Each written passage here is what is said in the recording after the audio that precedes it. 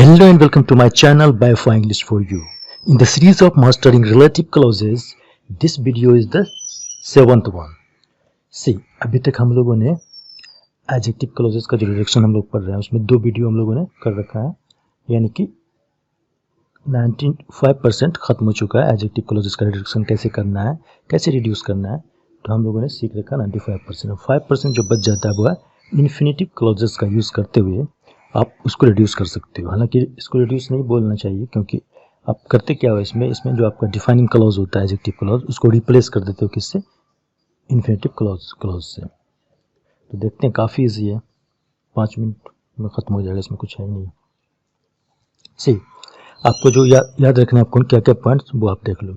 First वाला, we can replace only defining adjective clauses by infinitive clauses. What does it mean? इसका मतलब ये हुआ कि आप जो एडजेक्टिव क्लॉजेस आपका होगा, जो आपका एसेंशियल होगा, डिफाइनिंग होगा, सिर्फ और सिर्फ उसी को रिप्लेस कर सकते हो किससे, टू इन्फिनेटिव क्लॉजेस का यूज़ करते हुए।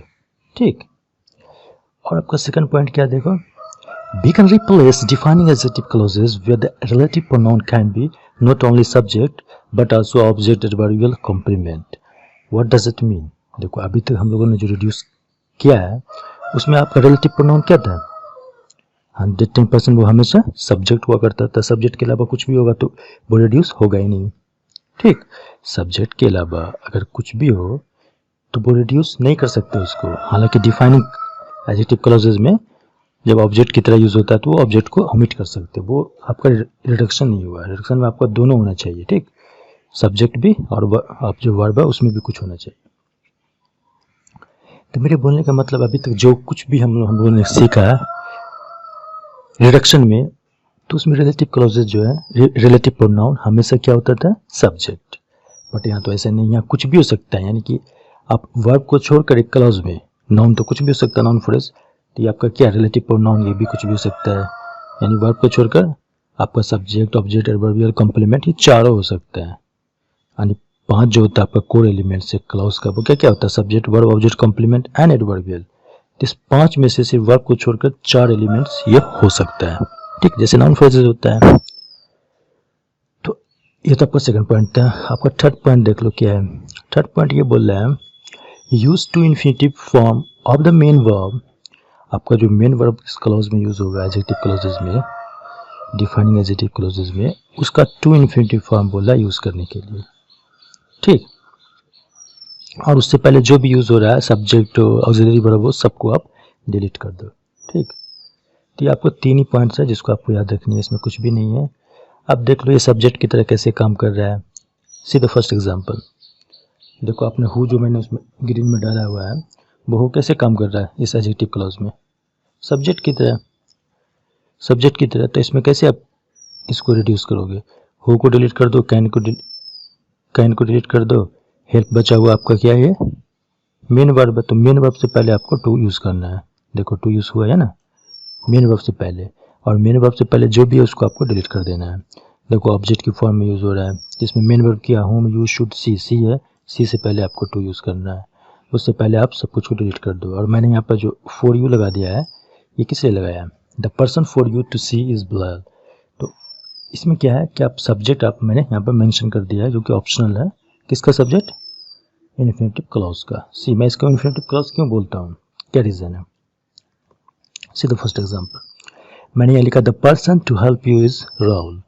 तो क्लॉज किसको बोलते हैं, सब्जेक्ट प्लस प्रेडिकेट, और प्रेडिकेट में क्या होता है, मिनिमम एक वर्ब होता है। तो चलो मैंने उसको इसी डेफिनेशन को मैंने माना, तो यहाँ पर क्या हुआ, टू हेल्प। तो टू हेल्प को आप, ये तो वर्ब हो गया आपका, यानी प्रेडिकेट हो गया, हालांकि वर्ब के बाद ऑब्जेक्ट भी है। तो मेरे बोलने का मतलब कि आपके पास वर्ब है तो सब्जेक्ट भी तो होना चाहिए, तभी तो क्लॉज होगा। तो इसका सब्जेक्ट क्या है, तो सब्जेक्ट जो मेन क्लॉज का, आपका मेन क्लॉज का जो सब्जेक्ट है, इसका भी वही सब्जेक्ट है, सेम है। तो द पर्सन सब्जेक्ट इसका भी है, ठीक, इन्फिनेटिव क्लॉज का भी, और द पर्सन जो है मेन क्लॉज का भी है सब्जेक्ट। ठीक, तो इसमें सब्जेक्ट जो होता है वो सेम ही होता है। ओके, तो आप यहाँ पे देख लो कॉम्प्लीमेंट की तरह है। तो इसमें मैंने ऑब्जेक्ट, यहाँ पर मैंने सब्जेक्ट दिया है इसमें, ऑब्जेक्ट वाले में ऑब्जेक्ट की तरह जब यूज हो रहा है, ताकि कंफ्यूजन ना हो। The person to see is Bilal, तो आपको कंफ्यूजन ना हो, इसलिए मैंने यहाँ पर सब्जेक्ट दे दिया। और सब्जेक्ट दो ही तरह से दे सकते हैं इसमें, आप टू का यूज़ करते हुए या 4 का यूज़ करते हुए। ठीक, ऑप्शनल होता है।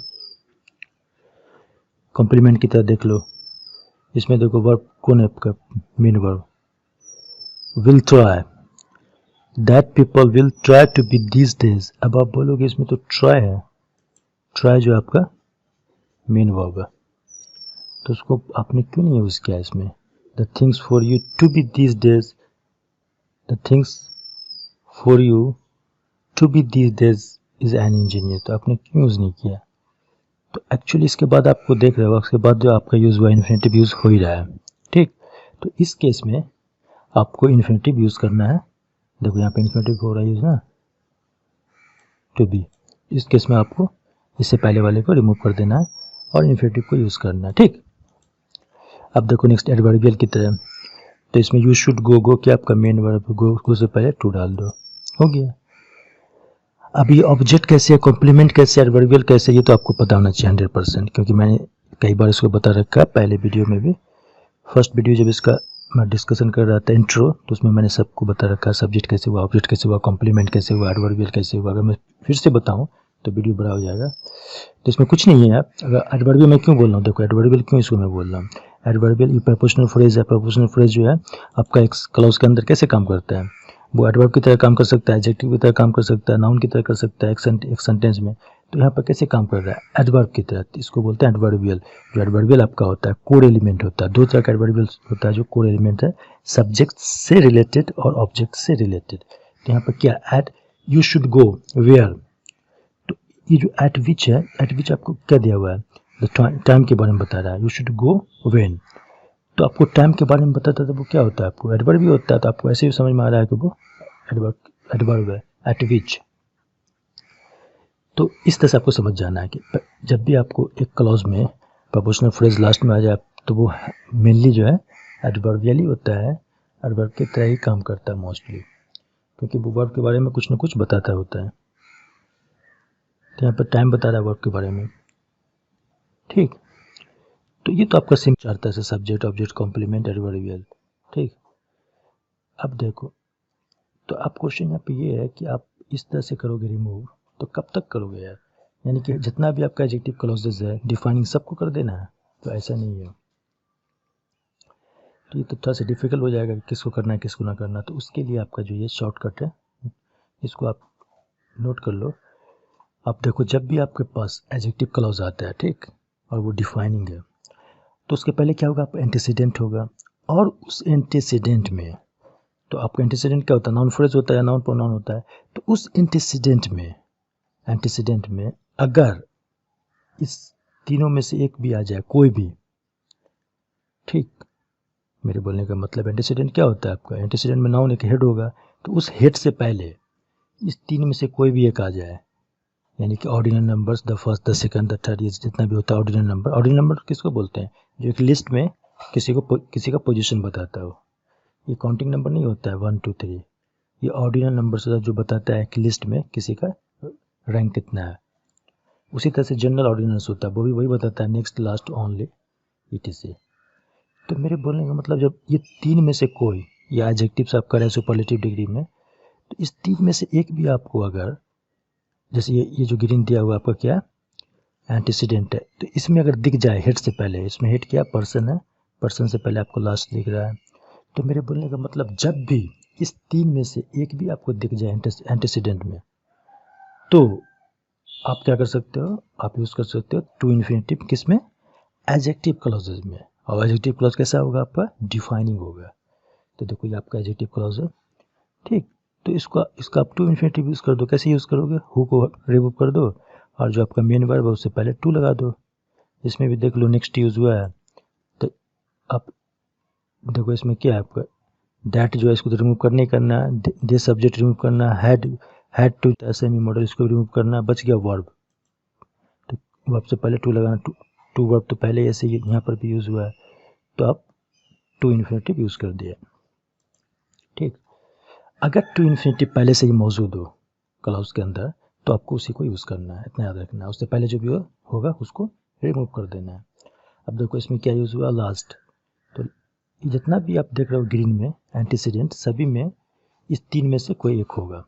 ठीक, अगर तीन में से कोई एक होगा तो आप आँख मूंद कर उसके आगे वाला एडजेक्टिव क्लॉज जो आपका डिफाइनिंग होगा उसमें जो आपका मेन वर्ब है उससे पहले आप टू यूज़ कर दो। ठीक, ये लास्ट वाला जो ये जो आपका पैसिव में है विच वाज मार्क, तो पैसिव में है ना ये तो सिंपल पास्ट है, तो सिंपल इन्फिनेटिव यूज़ करना है। सिंपल इन्फिनेटिव का पैसिव, तो to be marked simple infinitive क्या होता है, टू प्लस वर्ब का फर्स्ट फॉर्म बेस फॉर्म। तो टू प्लस बी जो वन होता है इसका पैसिव क्या होता है, to plus be plus verb का थर्ड फॉर्म। तो ये होता है सिंपल इन्फिनेटिव का पैसिव। ठीक, तो इसी तरह से आप कर लोगे, इसमें कुछ भी नहीं है, बहुत ही ईजी। इस पर पहले ही वीडियो बना चुका हूँ, उसका भी लिंक दे दूंगा। ये सारे का काफ़ी एग्जांपल्स दिया हूँ मैं उसमें, तो उसका भी लिंक दूंगा नीचे। तो इसमें ये वाला मैंने क्यों बताया, ये मैं इसलिए बताया कि आप कंफ्यूज हो जाओगे कभी कभी कि इन्फिनेटिव यूज़ करूँ या ना करूँ। तो हर बार तो करना नहीं है, क्योंकि कर देने से थोड़ा कन्फ्यूज़न भी होता है। और फॉर एग्जाम्पल मैंने यहाँ पर मैं फॉर यू हटा दिया यहाँ से, तो क्या होगा, the thing to be this days is an engineer. समझ में नहीं आ रहा यार क्या बोलना चाह रहे हो यार, 100% क्लियर नहीं हो रहा है। The thing to be this days is an engineer. तो इस तरह का जो आपको नेचुरल ना लगे, मीनिंग 100% आपको नहीं लगे कि दिख रहा है सबको, मतलब जिससे आप बात कर रहे हो उसको समझ में हो सकता है शायद ना आए, तो उस केस में आप इसको अवॉइड कर दो। तो उससे अच्छा आपका क्या है, सबसे अच्छा ये वाला है कि आप इसी को याद कर लो। जब भी आपका एंटीसीडेंट में ये आ जाए एक भी, तो आप आँख मूंद कर जो आपका एडजेक्टिव क्लॉज होगा आगे उसको आप रिप्लेस कर दो इन्फिनेटिव क्लॉज से। ठीक, कितना ईजी है, कुछ भी नहीं है। तो कुल मिला के हम लोग का अब जो है रिडक्शन पार्ट खत्म होता है। तो अब हम लोग ये देखते हैं कि रिडक्शन जो हम लोग किए तो क्या क्या मिला मुझे हम लोगों को। देखो, एक एडजेक्टिव क्लॉज होता है, तो एक सेंटेंस के अंदर यूज़ होता है एडजेक्टिव क्लॉज। तो उसका काम होता है एक जो नाउन फ्रेज होता है उसमें जो हेड होता है उसका पोस्ट मॉडिफायर की तरह इसका काम होता है। तो आपको पोस्ट मॉडिफायर में क्यों बोलना पड़ेगा, आप एक एग्जांपल लेता हूँ कोई सा भी। ये आप देखो, यहाँ से 10 से स्टार्ट हुआ और यू तक आपका नाउन फ्रेज है, जिसमें पर्सन जो आपका है हेड है, द आपका क्या है डिटरमिनर है, और ये हु से स्टार्ट हुआ यू तक ये आपका क्या है पोस्ट मॉडिफायर है, जो कि इसेंशियल है, डिफाइनिंग है in the form of adjective clause. तो ज़रूरी नहीं किसी भी एडजेक्टिव क्लॉज पोस्ट मॉडिफायर होता है, और भी क्लॉजेज होता है जो कि नॉन फाइनाइट है। तो उसमें से मैंने टू इन्फिनेटिव इसमें यूज़ करके आपको दिखाया कि टू इन्फिनेटिव क्या आपका नॉन फाइनाइट क्लॉज है, तो उसका भी आप यूज़ कर सकते हो किसके लिए, हेड को मॉडिफाई करने के लिए। तो हेड को मॉडिफाई कौन कौन कर रहा है तो देख लेते हैं। ये 7 तरह से है, देखो कौन कौन कर रहा है। एडजेक्टिव कर रहा है, एडजेक्टिव फ्रेजेस कर रहा है, अपोजिटिव कर रहा है, प्रपोजनल फ्रेज कर रहा है, प्रेजेंट पार्टिसिपल कर रहा है, पास्ट पार्टिसिपल कर रहा है, परफेक्ट पार्टिसिपल क्लोज कर रहा है, इन्फिनेटिव क्लोज कर रहा है। यानी कि हम लोगों ने जो अभी तक पढ़ा है, जो हम लोगों ने किया रिडक्शन पार्ट, तो उसमें रिड्यूस होने के बाद क्या क्या हम लोगों को बचा तो प्रोनाउन भी, एडवर्ब भी। तो वो तो कभी नहीं नाउन को वो कर सकता है मॉडिफाई, तो उसको तो यूज़ करना नहीं है। तो उस केस में आपको रिड्यूस करना नहीं है। तो रिड्यूस कब करना है, जब रिडक्शन के बाद हम लोगों को ये सब बचे, adjective phrase, appositive, proportional phrase, present participle, past participle, perfect participle, infinitive clause. अगर ये सब यूज़ हो रहा है at the place of adjective clauses, तो आप आँख मिलकर कर सकते हो, कोई इश्यू नहीं है। अब आप बोलोगे अपोजिटिव एडजेक्टिव दोनों सेम होता है क्या, सेम नहीं होता है, बट दोनों का यूज़ होता है नाउन फ्रेज के अंदर, जो आपका हेड होता है नाउन, उसको पोस्ट मॉडिफाई करने के लिए। तो आप कर सकते हो, कोई दिक्कत नहीं है। हालांकि एडजेक्टिव क्लॉज को जब आप रिड्यूस करोगे तो आप बोलोगे कि एडजेक्टिव की तरह ही काम करना चाहिए, तभी तो यूज़ कर सकते हैं। तो हाँ, रिड्यूस करने के बाद वो हो सकता है अपोजिटिव की तरह हमेशा काम ना करे। फॉर एग्जांपल ये एडजेक्टिव की तरह काम ना करे हमेशा, हो सकता है वो अपोजिटिव की तरह करे, बट एडजेक्टिव का भी काम वही है, अपोजिटिव का भी काम वही है। नाउन फ्रेज के अंदर जो आपका हेड होता है नाउन, उसको क्या करता है, ये पोस्ट मॉडिफाई करता है, तो दोनों का काम एक ही है। तो इसीलिए एडजेक्टिव क्लॉजेज को अगर रिड्यूस करोगे और वर्ब टू बी के बाद आपको सिर्फ नाउन फ्रेज बच जाता है, तो वो क्या होता है, पॉजिटिव भी होता है। तो उस केस में आपका ये सही है, गलत नहीं है, आप कर सकते हो, कोई दिक्कत नहीं है। तो कुल मिला के 7 जो है आपका एलिमेंट्स बच जाता है एडजेक्टिव क्लॉजेस को रिड्यूस करने के बाद। ठीक, तो अब क्वेश्चन है कि आपका ये तो खत्म हो गया रिडक्शन ऑफ एडजेक्टिव क्लॉजेस। तो नेक्स्ट क्या है, सी, तो आपका जो एडजेक्टिव क्लॉजेस है ये क्या है, ये आपका जो है फाइनाइट क्लॉज है। तो फाइनाइट क्लॉज तो एक नहीं होता है, इसके अलावा भी है, एडवर्ब भी है, नाउन भी है, ये भी क्लॉजेज है, तो वो भी तो फाइनाइट क्लॉजेज है। तो उसको भी देखना है, उसको भी मास्टर करना है और उसका भी रिडक्शन करना है। ठीक, और मैंने सिलेबस में स्टार्टिंग में दिखाया था कि लास्ट में मैं एक पैराग्राफ लिखूंगा और उसमें बहुत सारा यूज़ करूंगा एडजेक्टिव क्लॉजेस को पहले, फिर उसको रिड्यूस करके दिखाऊंगा। तो फिर उस पर वीडियो बनाने वाला हूँ बहुत जल्द। तो उसको मैं आपको दिखाऊंगा कैसे जो है आप एक पैराग्राफ को लिख सकते हो एडजेक्टिव क्लॉजेस का यूज़ करते हुए, फिर उसको कैसे रिड्यूस करके लिख सकते हो, या कितना अच्छा हो जाता है रिड्यूस करने के बाद। तो आने वाले वीडियोस में उसको भी मैं बताऊंगा। बट उससे पहले अब जो मैं नेक्स्ट टॉपिक लेने वाला हूँ वो आपका नॉमिनल क्लॉजेस। क्योंकि एडवर्ब क्लॉजेस का तो पहले भी मैं डिस्कस कर चुका हूँ, वीडियो भी पड़ा हुआ बहुत सारे मैंने अपने चैनल पर डाला हुआ है, रिडक्शन भी डाला हुआ है। तो मैं अब सोच रहा हूँ कि नॉमिनल क्लॉजेस को डिस्कस करूँ। नॉमिनल क्लॉजेस जो होता है वो 6 टाइप्स का होता है, और क्या फंक्शन होता है एक सेंटेंस के अंदर, कैसे उसको रिड्यूस कर सकते हो। एक्चुअली में रिड्यूस करते नहीं हैं, उसमें पैराफ्रेज करते हैं। तो कैसे करते हैं वो सब सीखेंगे आने वाले वीडियोस में। अब फोकस किस पे होगा, नॉमिनल क्लॉजेस पे। So see you in the next video, till then bye bye.